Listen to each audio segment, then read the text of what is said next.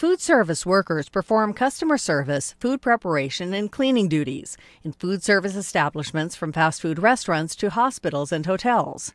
Counter attendants and baristas take orders, process payments, and serve food at fast food restaurants, snack bars, cafeterias, movie theaters, and coffee shops. They heat simple food items and assemble salads or sandwiches. Counter attendants also fill beverage orders and may prepare specialties such as milkshakes and ice cream sundaes. Dining room and cafeteria attendants, also called bussers, clean and set tables, remove dirty dishes, and keep serving areas stocked with trays, dishes, and silverware.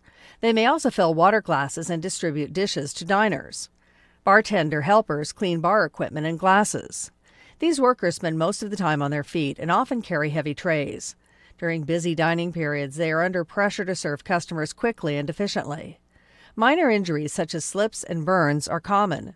To reduce risks, workers often wear gloves, aprons, or non-slip shoes. Part-time work, seasonal work, and early morning or late evening hours are common, especially for fast food workers.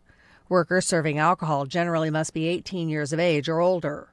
Most food and beverage service workers receive short-term, on-the-job training.